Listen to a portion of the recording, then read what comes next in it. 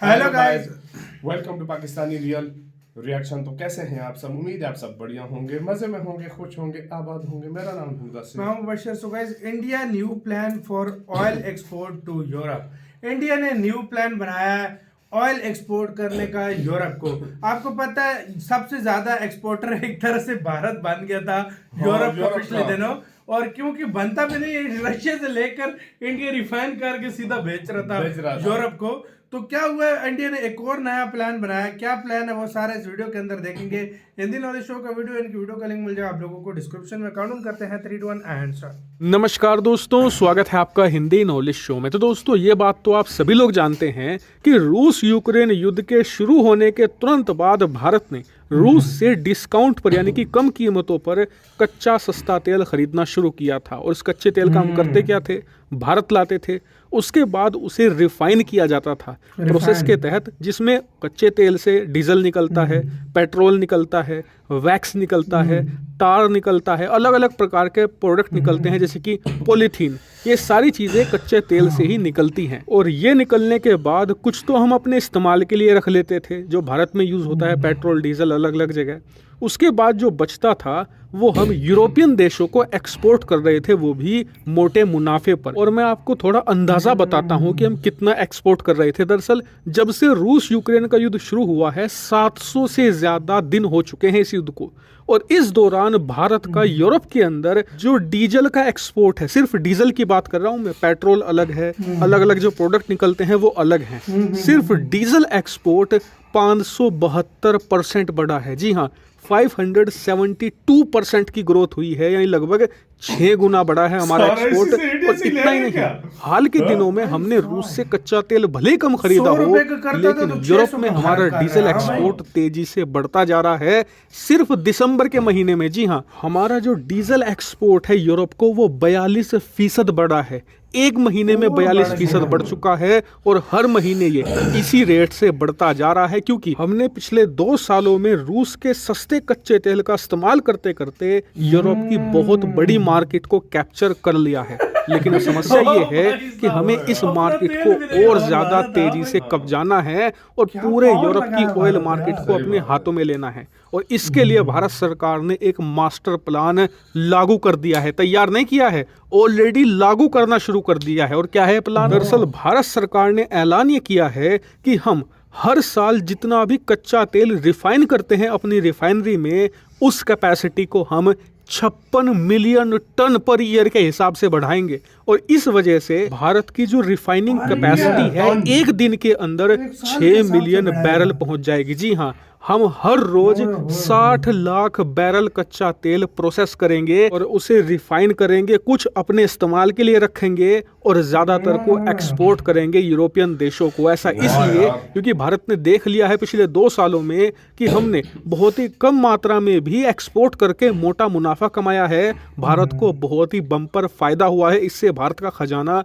लबालब भरा है। और इस खजाने का इस्तेमाल हमने किया है अपने देश में इंफ्रास्ट्रक्चर, यानी कि जो रोड हैं, नए नए पुल हैं, इन्हें बनाने में। यानी कि भारत चाहता है कि इस मुनाफे को और तेजी से कई गुना बढ़ाया जाए, और जो भी हम खजाना कमाएंगे देश के इंफ्रास्ट्रक्चर में लगाकर देश की जीडीपी ग्रोथ को और तेजी से रफ्तार दे सकते हैं। ये भारत के लिए बहुत बड़ी अपॉर्चुनिटी है। और साथ ही इसकी मदद से हम यूरोपियन देशों को तेल के लिए अपने देश पर निर्भर कर सकते हैं। हालांकि आप कहोगे यूरोपियन देश ऐसा क्यों करेंगे, उनके पास तो पैसा है, टेक्नोलॉजी है, वो खुद रिफाइन कर सकते हैं। तो ऐसा नहीं है। दरअसल आपने देखा होगा कि हाल ही के सालों में जो क्लाइमेट एक्टिविस्ट है ना, वो बहुत ही ज्यादा रेडिकल हो चुके हैं। हाल ही में आपने देखा भी होगा कि पर्यावरण कार्यकर्ता इतने ज्यादा एक्सट्रीम चले गए। दुनिया की सबसे महंगी और सबसे शानदार पेंटिंग माने जाने वाली मोनालिसा की पेंटिंग, सिंगर आप देखिए, आपने खुद देखी होगी, इसके ऊपर ऑयल और पेंट फेंक दिया। हालांकि अच्छी बात ही रही कि इस पर बुलेट प्रूफ ग्लास लगा हुआ था, जिससे सुरक्षित हुई।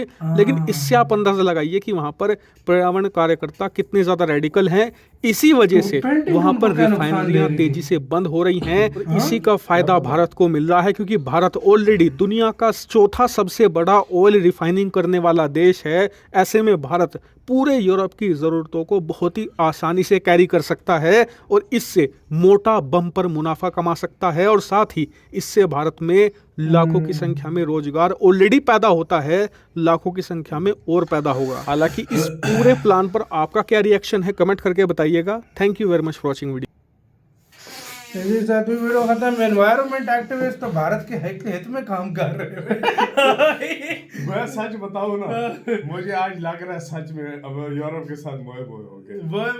सही बात है। यूरोप कहाँ सही से बात है। सस्ता लेता था पेट्रोल रूस से और फायदे में रहता था। जंग आई, उसने एटीट्यूड दिखाया, इधर भारत की नहीं है भाई। इंडिया ये नहीं है कि इंडिया पहले भी एक्सपोर्ट नहीं करता था, इंडिया पहले भी एक्सपोर्ट करता था, लेकिन इंडिया अब इंपोर्ट करके अब एक्सपोर्ट ज्यादा कर रहा है एक्सपोर्ट। देखो, आप लोग बोलोगे इंडिया क्यों इतना इंपोर्ट कर रहा है तेल ना, इंडिया इसलिए कर रहा है आगे महंगे दुगने तिगने दामों में यूरोप को बेच रहा है, सस्ते से सस्ता देने वाला और कोई है नहीं। अब ये वही सीन है कि आपने उठाया मंडी से माल और आके अपने सुपर स्टोर पे जाके आपने दुगने तिगने दामों में बेचा। ये वही सीन है कि भारत सस्ता उठाता है, अपनी रिफाइनरीज में उसको रिफाइन करता है और सीधा यूरोप पहुंचा देता है। असल में ये काम क्या कहते हैं, रशिया भी कर सकता है। हाँ। ये काम रशिया से बोले UAE और ये कर सकते हैं, लेकिन उनके पास रिफाइन करने वाला इतना लेवल का नहीं है जो इंडिया के पास जो है। इंडिया के और उनको खाली चाहिए तेल जल्दी रिलायंस से। के पास हाँ। इतनी रिफाइनरीज हैं। ये चीज है। दुनिया अब की अमेरिका सबसे भी बड़ी कर रहा है। दुनिया की हाँ। सबसे बड़ी रिफाइनरी अब अमेरिका भी कर रहा है, हाँ। लेकिन पूरी यूरोप एक छोटा सा नहीं है मतलब यूरोप बहुत बड़े उसमें कंट्रीज आते हैं, तो पूरे बिल्कुल यूरोप को कच्चे सेंड कर तेल रहा के है। जितने प्रोडक्ट बनते हैं भारत उसको रिफाइन करता है।